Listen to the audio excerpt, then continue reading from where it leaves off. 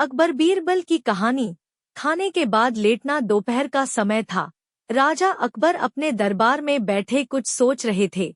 अचानक उन्हें बीरबल की कही हुई एक बात याद आई।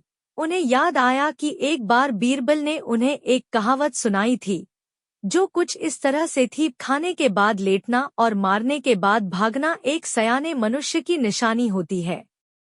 राजा सोचने लगे, अभी दोपहर का समय है, यकीनन बीरबल खाने के बाद सोने की तैयारी में होगा। चलो आज उसकी बात को गलत साबित किया जाए।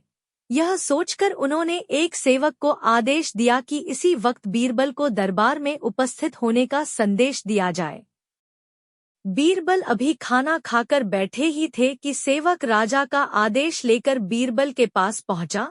बीरबल आदेश के पीछे छिपे राजा की मंशा भली भांति समझ गए। उन्होंने सेवक से कहा, तुम थोड़ी देर रुको, मैं कपड़े बदलकर तुम्हारे साथ ही चलता हूँ। अंदर जाकर बीरबल ने अपने लिए एक तंग पजामा चुना। पजामा तंग था तो उसे पहनने के लिए उन्हें बिस्तर पर लेटना पड़ा। पजामे को पहनने का बहाना कर वे थोड़ी देर बिस्तर पर ही लेटे रहे और फिर सेवक के साथ दरबार की ओर चल दिए।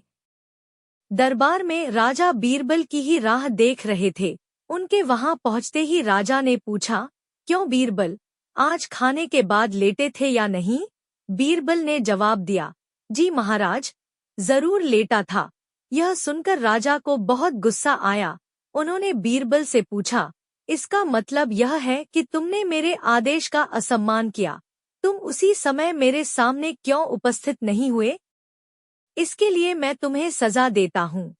बीरबल ने तुरंत जवाब दिया, महाराज, ये सच है कि मैं थोड़ी देर लेटा था, लेकिन मैंने आपके आदेश की अवहेलना नहीं की है। आपको मुझ पर यकीन न हो तो आप सेवक से इस बारे में पूछ सकते हैं।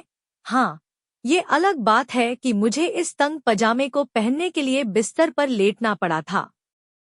बीरबल की इस बात को सुनकर अकबर हंसे बिना रह न सके और उन्होंने बीरबल को दरबार से जाने दिया। कहानी से सीख।